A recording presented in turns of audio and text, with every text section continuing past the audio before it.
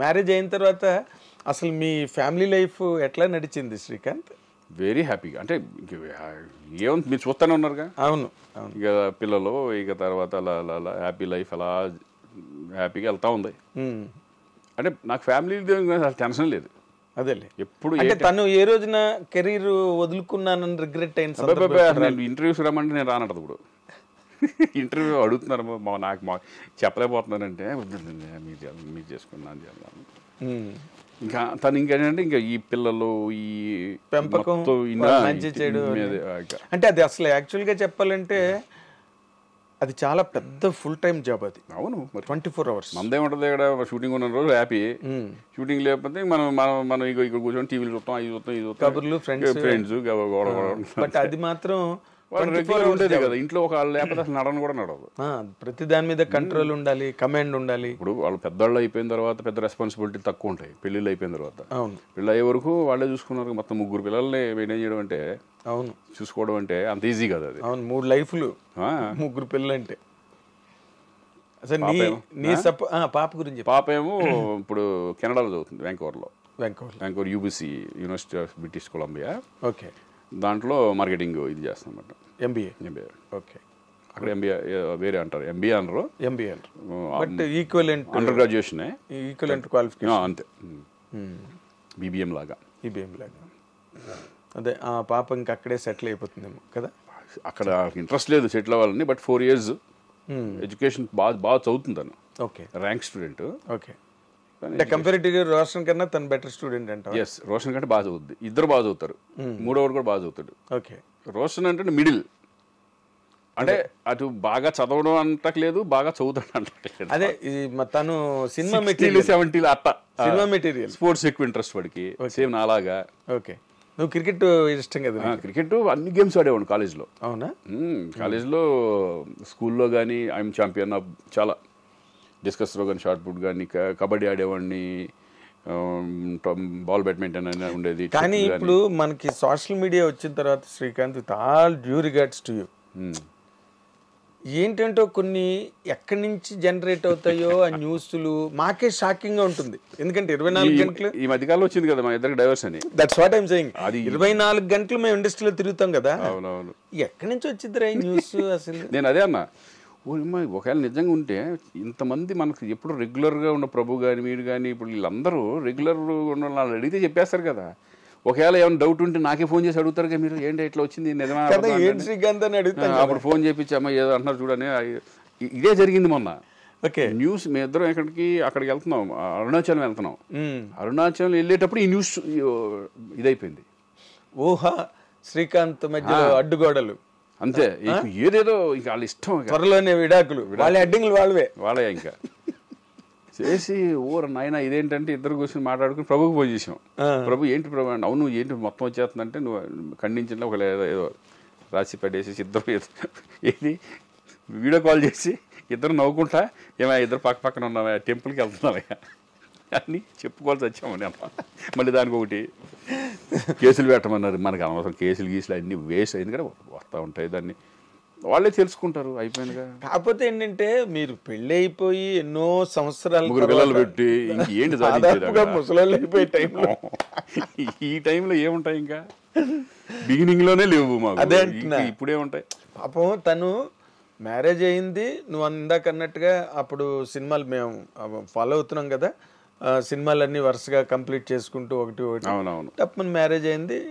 She called it a day, ఇంకా no cinemas, no films. ఇప్పుడు మా అత్తమ్మ వాళ్ళు మాతో ఉంటారు, మేమే మొత్తం అంతా. ఇక మా అమ్మ ఉంటుంది, ఇప్పుడు మా నాన్న లేదు కాబట్టి. అవును. వాళ్ళ మదర్ ఫాదర్ మేమే అంత చక్కగా చూసుకోవడం. ఒకవేళ మేము ఎక్కడికి వెళ్ళినా వాళ్ళ ఇంట్లో ఉండి పిల్లల్ని పెద్ద దిక్కుగా వాళ్ళిద్దరు ఇప్పుడు. Very nice. సో మీకు ఇలాంటి మధ్యలో జోల్ట్ న్యూస్లు మీకు కామెడీగా ఉంటాయేమో. కామెడీ ఒకసారి అయితే నేను అవుట్డోర్లో షూటింగ్లో ఉన్నా, ఇంట్లో చాలా కంగారు పడిపోయారు. ఏంటి యాక్సిడెంట్ అయిపోయింది, శ్రీకాంత్కి చనిపోయాడు అది అని చెప్పేసి వచ్చేసింది తప్పన. చేసి కంగారు పడితే నా ఫోన్ ఏంటంటే సైలెంట్లో ఉంటుంది ఎప్పుడు. అది ఎత్తపోయేపటికి ఫుల్ కంగారు పడిపోయి వేరే వాళ్ళు ఫోన్ చేసి అర్జెంట్ చేస్తానని చెప్పి ఈ టైప్లో కంగారు పడిపోయి చేశారు. ఈ అబ్బాయి ఎవడో చెప్పాడమ్మా నేను శుభ్రంగా ప్రశాంతంగా షూటింగ్ చేసుకుంటున్నాను, దాన్ని మళ్ళీ ఖండించాల్సిన అవసరం వచ్చింది. అదేలే.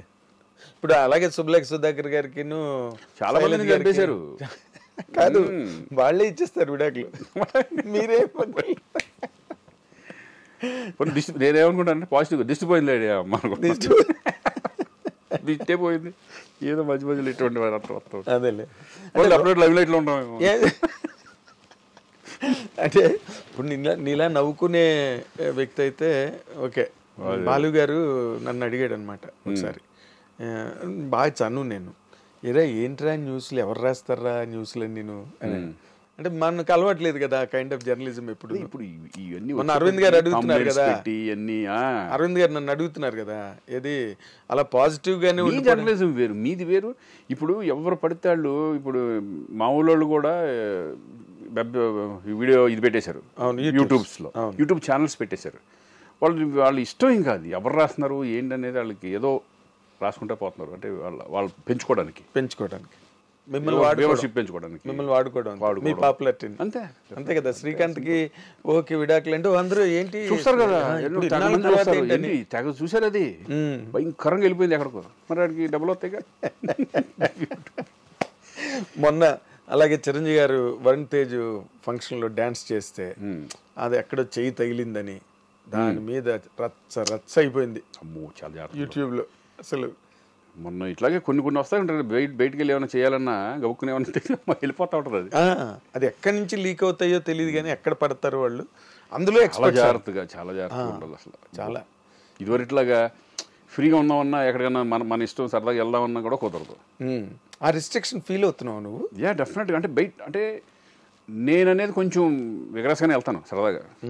థియేటర్కి వెళ్ళిపోతా, ఏమైనా షాపింగ్ అయితే కనుక షాపింగ్కి వెళ్ళిపోతాను. నేను పట్టించుకో జనరల్గా వెళ్ళిపోతాను. అదే జనరల్ సిటిజన్ లాగా వెళ్ళిపోతాను అంతే. అది పెద్ద నేను పెట్టుకోను. నాకు ఎక్కువ అప్పుడు హైదరాబాద్ అనేది ఎక్కడికో మెట్రోపాలిటన్ సిటీకి వెళ్ళిపోయింది. ఎక్కడికో వరల్డ్ ఎవరో వచ్చి కూడా డిస్టర్బ్ ఎవరో చేయలేదు. ఎవరి కాళ్ళు చాలా డీసెంట్గానే ఉండే 10 మంది అంటే ఒక 2-3 ఫోటోలు దిగుతారు అంతే. అంతకంటే ఏముండదు, డిస్టర్బెన్స్ ఉండదు. అదే ఇన్ జనరల్గా. ఇప్పుడు ఇక్కడి నుంచి నీ సెకండ్ ఇన్నింగ్స్, నీ క్యారెక్టర్లు, పెద్ద సినిమాలు, పెద్ద ప్రాజెక్టులు, పెద్ద డైరెక్టర్లు, తెలుగు సినిమా డైమెన్షన్ కూడా మారిపోయింది. అవునవునవును. నువ్వు అప్పుడు చేసినప్పుడు ఎలాగా చిన్న చిత్కార నిర్మాతలు, కొత్త డైరెక్టర్, కార్పొరేట్ స్టైల్ అయిపోయింది మొత్తం. ఇప్పుడు అంతా కార్పొరేట్ స్టైల్ అయిపోయింది. ఈ డిఫరెన్స్ నీకు ఎలా అనిపిస్తున్నది శ్రీకాంత్? అంటే మారింది అంతే. ఇంకా మనం ఇప్పుడు ఇదివరకు క్యారవాన్స్ లేవు, తర్వాత క్యారవాన్స్ వచ్చినాయి. అలాగే ఇప్పుడు ఇదివరకు ఏమో ఫిల్మ్ రీల్ ఉండేది, ఇప్పుడు డిజిటల్ అయిపోయింది. ఇట్లా మార్పు అనేది, డెవలప్మెంట్ అనేది 100% బెటరే కదా. ఇప్పుడు ఇదివరకు మనకి కలెక్షన్స్ వైజ్ లెక్కేసుకుంటే అప్పుడు తక్కువ ఉండే కదా, ఇప్పుడు పెరిగింది. ల్యాండ్ వాల్యూ పెరిగినట్టే మనుషులది జీవితం, లైఫ్ స్టైల్ కూడా పెరిగిపోయింది. అవునులే, మార్పులు చాలా వచ్చేసినాయి అప్పటికి. అవును, మన జూబ్లీస్ లో ఇప్పుడు ఇక్కడే చూసుకో, 5 ఏళ్ళు కట్టినప్పుడు అప్పుడు ఏమి లేవు, పక్కన చుట్టుపక్కల మొత్తం చుట్టుపక్కల వచ్చేసినాయి. అంటే ఇవన్నీ కనిపించలేదు, ఇవన్నీ కొత్తగా వచ్చాయి అన్నట్టుగా అనిపించింది నాకు. అవును, లోపలికి ఉండి అప్పుడు ఇది ఓపెన్ గా కనిపించేది ఇల్లు. ఈ రోడ్డు ఎలా ఉండే, సింగిల్ రోడ్డు, మట్టి రోడ్లు అప్పట్లో. అవును, మరి డెవలప్మెంట్ అట్లా వచ్చినట్టు సినిమా ఇండస్ట్రీ కూడా అలా మారుతా పెరుగుతా ఈ రోజు మన ఇంటర్నేషనల్ స్టాండర్డ్కి వెళ్ళిపోయింది తెలుగు ఇండస్ట్రీ అనేది. ఒకప్పుడు హిందీ సినిమా ఉండేది, హిందీనే పెద్ద, అసలు హిందీ వాళ్ళు మన తెలుగు ఇండస్ట్రీ ఎక్కడికి వెళ్ళింది? ఇంటర్నేషనల్ లెవెల్కి, ఆస్కార్ లెవెల్కి వెళ్ళిపోయి అసలు ఈరోజు ఇండియా అంతా మన తెలుగు మీద. That is great. బాలీవుడ్ కూడా తెలుగు అనగానే ఇక్కడ నుంచి ఒక రైటర్ వెళ్ళినా, ఒక డైరెక్టర్ వెళ్ళినా వాళ్ళకి ఇచ్చే వాల్యూస్. ఎందుకు నేను కర్ణాటక మొన్న వెళ్ళి చేశాను కదా, మన తెలుగు వాళ్ళు అంటే ఎంత రెస్పెక్ట్ అంటే, తెలుగు ఇండస్ట్రీ పీపుల్ అంటే అంత రెస్పెక్ట్. అంటే వీళ్ళు ఒక పెద్దోళ్ళు అనే ఫీలింగ్ వాళ్ళకి, అంటే they are big and feeling వచ్చింది, బిగ్ అండ్ ఫీలింగ్ వాళ్ళందరికీ ఉంటుంది. అందుకని రెస్పెక్ట్ వాళ్ళు అలా ఇస్తారనమాట. తెలుగు డైరెక్టర్కి కానీ, హీరోస్కి కానీ, ఆర్టిస్టులకు కానీ వాళ్ళ రెస్పెక్ట్ విధానం అలా ఉంటుంది. మన అదృష్టం తెలుగు వాడిగా పుట్టినందుకు, మనం తెలుగు ఇండస్ట్రీలో ఉన్నందుకు నిజంగా ఒక రకంగా లక్ దేవుడు రాసి పెట్టిందంటే. 100%. ఎన్టీ రామారావు తర్వాత చిరంజీవి గారు వాళ్ళందరూ కూడా నేషనల్ లెవెల్లో, ఇప్పుడు తర్వాత కదా మనకి హిందీ సినిమాలు కానీ, ముందు అసలు ఎక్స్పెరిమెంట్ చేసింది ప్రతిబంధ చిరంజీవి గారు కదా. అవును, ఫస్ట్ బ్రేక్ త్రూ బాలీవుడ్ లో. అది అలా ఆ రేంజ్ తీసుకెళ్లారు ఇప్పుడున్న జనరేషన్.